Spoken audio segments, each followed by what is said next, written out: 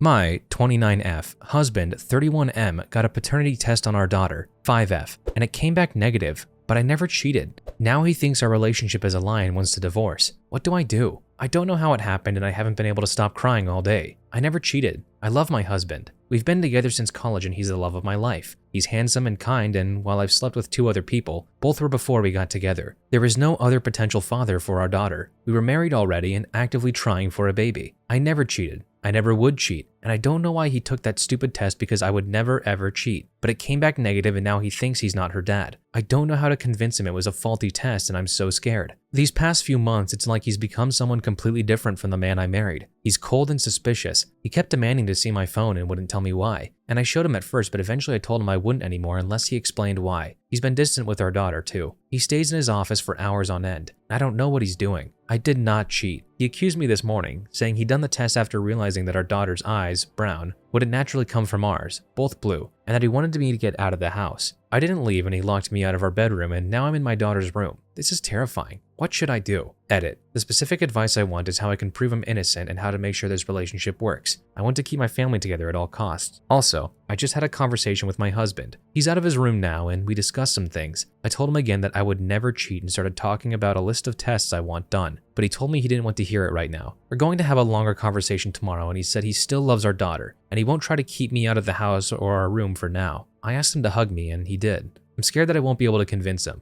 I just want our family to go back to normal. How can I be a good wife and support his needs while proving my innocence? I'm not sure what's really going on here, but this situation seems unique. It's hard to really take sides this early on if there are any sides to take. Maybe the test was faulty, but maybe OP is also lying. It's hard to say this early on, so let's keep going. Update. Hi everyone. First off, I wanted to thank everyone who reached out. My original post got so much attention. It was hard to get to everything, but I ended up making a list of plans and tests I wanted to get done. My husband was understandably distrustful of me for a while, but he apologized for the way he acted, which I didn't need, and said he wouldn't try to kick me out of our home. He did say, though, that if every test came back and I cheated, that he was going to go scorched earth. We did a few tests, blood paternity tests for him and me, and our daughter, and we had an appointment with a chimerism specialist coming up, but that got canceled because, well, some of you guessed it, but my daughter's not biologically mine either. I don't know how this happened, but a police officer came to our house and took our statements, and we're suing the hospital where I gave birth. I don't know what happened to my baby, and that is terrifying. I have my husband back, but my whole world is still upended, and I just wish we'd never taken that stupid test. I've been sleeping in my daughter's room, and I'm so afraid she's going to be taken away from me, but at the same time, I want to know where my biological daughter is and if she's doing okay. I pray to God she's okay. My daughter still doesn't know the details, and we've been trying to keep this quiet. The last thing we need is a big scandal. I don't want people who know us to look at her differently. She deserves better than that. She's such a good kid, and she's not some spectacle to be gawked at. If we can find her birth family, I have no idea what we'll do.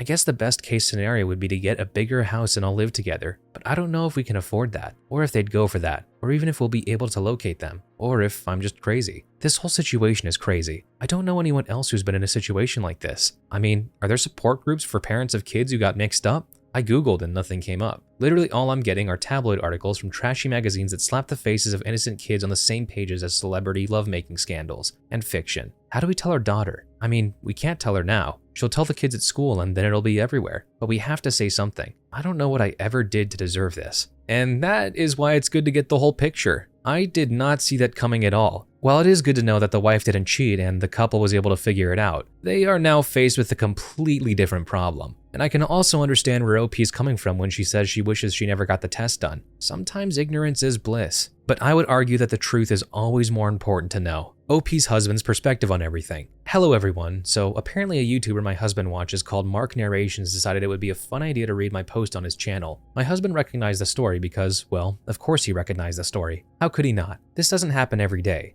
Then he went on my account page. Then he found quite a few comments about him that were not exactly nice. And now he has asked me for a chance to post his side of the story on this account so that people stop trashing him. Please be nice. So I don't know how many of you have been down a self-doubt rabbit hole before, but it's not the most logical place to be. It's even less logical when you have the whole damn internet telling you your wife is cheating, and that she's planning to take the house and take you for all you're worth, and never really loved you, and you always sort of thought she was too good for you anyway. So you end up seeing everything as a sign of infidelity. And then when you get not one, but 2 failed paternity tests on your daughter, when COVID happened, I got fat, I got depressed, I stopped feeling like a person. My wife stayed beautiful. She stayed herself. I was sure she made a mistake, that she'd regret being with me. I started getting into some online groups, especially on Reddit, that are full of guys who'd been cheated on, lost custody, lost everything. And when someone said that his tip-off was that he and his wife both had blue eyes and their son had brown, I felt stupid. I didn't want to jump to conclusions, but when I made a post about my fears, everyone said that she was cheating. People said not to say anything, because she'd use it to hide her cheating and get ahead of me on the divorce. I got the test and I didn't really think it'd come back negative. Then it did. I didn't want to believe it, but yeah, I pulled back. I felt betrayed. I wanted to be a good husband, but I couldn't shake this. I tried to find evidence of an affair and failed. I got another test. When that one was also negative, I snapped. If you've ever been cheated on, you know what it feels like. When my wife denied it, I got angrier. I just wanted her to leave. I didn't want to go through what everyone seemed to think was going to happen. I didn't want to lose custody of my kid. I didn't want to lose my house. I was scared and angry, and I wanted the truth. I felt like if she couldn't even be honest, there was no getting past this. I took a few hours to calm down. Then she came back with a list of tests to take. I tried to keep my cool. I tried to keep my cool for so long. I know I was wrong about the affair, but so was everyone else in my ear. This kid is genuinely not biologically mine. I didn't immediately consider that switched at birth was an option. I've been through a messed up time, and I don't think getting angry at one time because I thought my wife cheated and was lying about it makes me a monster. Hi, it's OP here again. I just wanted to say that 1. I agree that he's not a monster, an abuser, or anything of the sort. 2. I do not agree that he's fat. I love this man very much and have for ages, and we are not going to let this situation break our marriage. Thank you to everyone for all your help.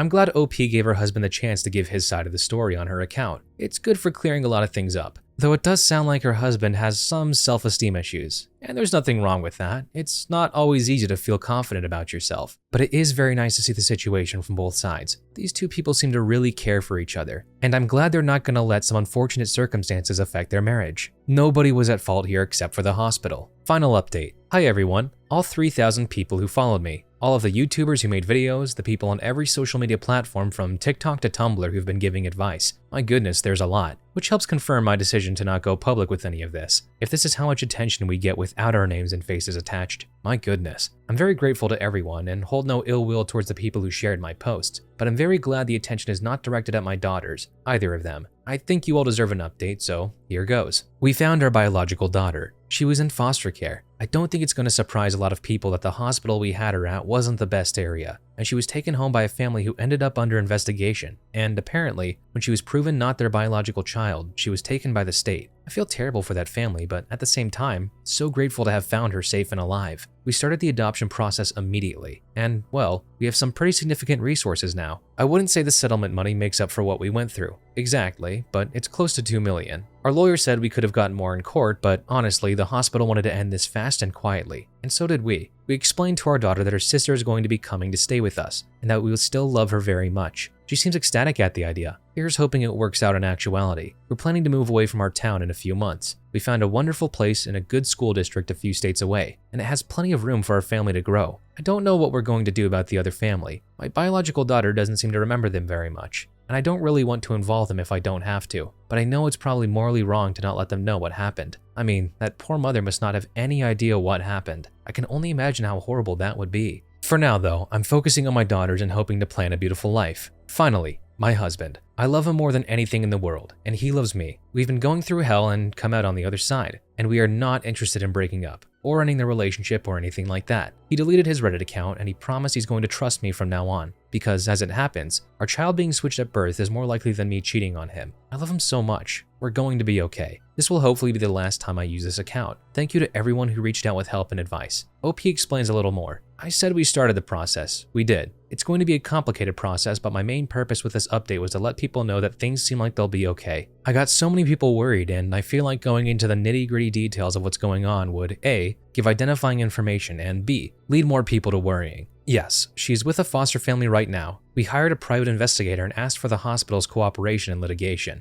I don't know all the details here. I know very little about the family that raised my baby at this point in time. It does have to do with the birth certificate, but legally, our daughter is our daughter. This is a legal settlement, not hush money. This has been a very difficult time in my life, one of the most difficult I've ever been through. If you don't want to believe me, fine. I've gotten used to that, but I would hope that telling my story, as it is, might help someone else in my situation. If it happened to me, it can happen again. And it was terrifying looking for information and finding next to nothing helpful, and I don't appreciate you assuming things about me. There were some bumpy parts here and there, but I would say overall that was a good ending to this story. It wasn't a perfect ending, but nothing in life ever really is. and this is about as close as it can probably get in this kind of situation. Regardless, I'm just glad that OP's relationship with her husband and child remain intact, and I hope that both of their daughters end up getting along.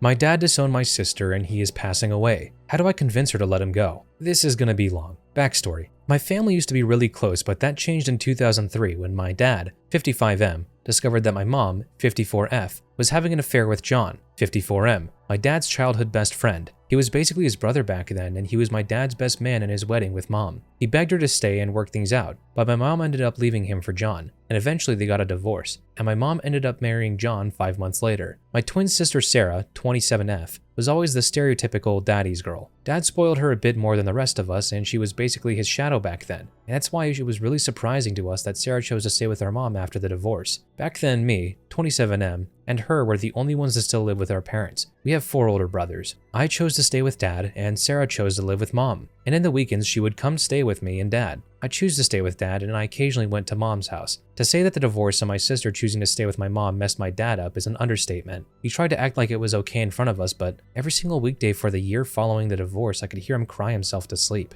After the divorce, the relationship between Sarah and Dad didn't change that much. He started to spoil her a bit more than the usual, and still remained the usual super dad, showing up in every parent-teacher conference, ballet recital, and soccer match, and being the most present dad possible. Things started to change when she suddenly changed her mind about med school. Our dad is a surgeon, and she always said she wanted to follow in his steps, but Mom and John ended up pressuring her to change her career path to become a lawyer. Mom and John are both lawyers. During her studies, John started mentoring her, and they became really close. After she finished her education, he got her a job at his law firm. On to the issue. In 2017, Sarah got married. My dad was absolutely thrilled about her wedding. He gave Sarah a blank check for her dream wedding. To be fair, he did this to all of us. He really likes weddings. But in Sarah's case, he was really excited because she is his only daughter, and I always remember him talking about walking her down the aisle. Like every wedding that we went to, he always said to her that he couldn't wait for the day to walk his little girl down the aisle. One day before the wedding, Sarah drops the bomb that Dad and John would be walking her down the aisle together. Well, Dad is the most non-confrontational person to walk the earth, and she expected him to just suck up. He didn't do that. They got into a huge fight. First time I've seen him get angry, and in the end he didn't attend the wedding, and John ended up walking Sarah down the aisle. The fallout was massive. After the wedding, Dad and his side of our family basically disowned her, and their relationship became non-existent. She tried to reach out after a while and make amends several times, but he simply didn't want to talk to her or hear about her. We expected him to turn around when she gave birth in 2018, but he doesn't even want to meet her kids. Earlier this year, he was diagnosed with pancreatic cancer, and unfortunately the treatment didn't work, and he is terminal. Even with that, he still doesn't want to see her again, and she doesn't understand that. I am very close to my dad, and these last few weeks are going to be very difficult to me. How do I convince her to let him go? TLDR. Dad disowned sister. Sister's not accepting that. Dad is now passing away and still doesn't want to see her. How can I help her? I feel so bad for OP's father here. The poor man has gone through so much, and all he wanted to do was be able to walk his own daughter down the aisle by himself, and unfortunately he couldn't even have that. While I don't necessarily think he should have completely disowned his daughter, I'd be lying if I said I didn't know where he was coming from. Update. Some people asked for an update. Unfortunately, life isn't all about happy endings. This is a sad ending. A week after I posted the original story, my dad started getting worse. His health started declining really fast. We lost him exactly 1 month ago. It wasn't pretty. I never thought it would be, but I never thought it would be that heartbreaking. He was in a lot of pain. He's been through so much in these last months. As heartbreaking as it is, he deserved to rest. He was tired. In the end, he was lucid enough to say his goodbyes to me and my older brothers. Hearing him say what he said to me was one of the most painful and beautiful moments of my life. His words to me meant a lot. I wouldn't say exactly what he said because I believe that's just too personal. He said goodbye to my daughters, 11-month-old and 2-year-old. It was just like when I was a kid. He gave them a kiss on the forehead, told them to be good girls, and said that he loved them. It was something I won't ever forget, and it hurts like hell that they are so young to understand what happened. They still ask about Grandpa, and every time I try to explain to them that he isn't coming back, they don't seem to understand. And how can I blame them? I'm only 27 years old. I honestly don't get it. I was supposed to get a lot more years with my dad. It doesn't seem fair at all. The worst part was my twin sister Sarah. Dad passed away without speaking to her. I tried to talk to him about her, but he wasn't interested in speaking with her. She started getting more desperate, and suddenly he passed away. It was expected, but she was in denial. His funeral was beautiful. A lot of people shared their stories about him. It was nice. Sarah saw Dad for the first time since the night before her wedding. She didn't recognize him. He was very skinny. Dad was always a little bit overweight, the famous dad bod, but he had lost a lot of weight from cancer. She cried a lot during the whole funeral. Mom and John tried to show up at the ceremony and my uncles were forced to kick them out of the funeral. Good riddance. Dad's will went as expected as it could. Dad's family came from old money, petrochemicals, so he always had a lot of money. He left a little bit of money and properties divided equally to all his kids, including Sarah. He left a trust fund, which was a lot of money, for all his grandkids, including Sarah's kids, which he never met. It was honestly expected. My dad never really cared about money that much. He just wanted us to be comfortable and assure that his grandkids all had something to support them. The tricky part was the personal things. He left a really big letter to all of us, except Sarah. It was really personal stuff. In my letter, he spoke to me about our story, about my childhood. It was really nice. I must have read the letter like 100 times and I cried every single time. One of Dad's favorite hobbies was photography. He was quite an enthusiast, and the subject of his photos was pretty much our family, when he and Mom were together. Later, it turned out to be just me and my siblings. As a result of this, we had a lot of pictures from us growing up.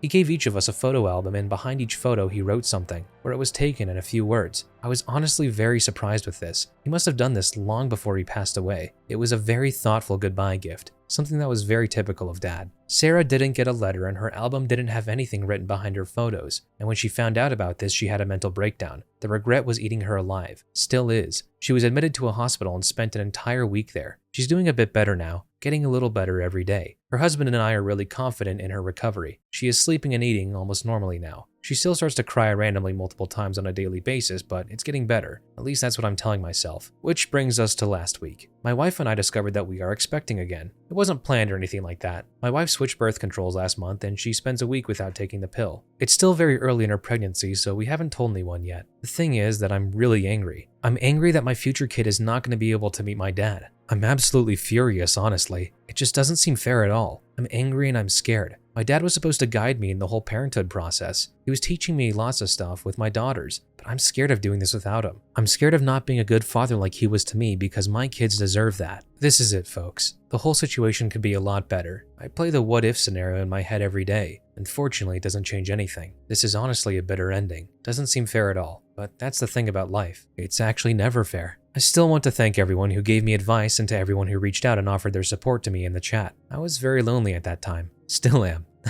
Screw this year, honestly. It meant a lot to me. Thank you, Reddit. Unfortunately, it's just like OP says, not every story has a good ending. Losing a loved one is painful, especially when you don't get to resolve any issues that you had between you two. I can't help but feel bad for OP's sister as well. While she definitely made a lot of wrong choices and did a lot of terrible things to her father, she'll never really get to say goodbye.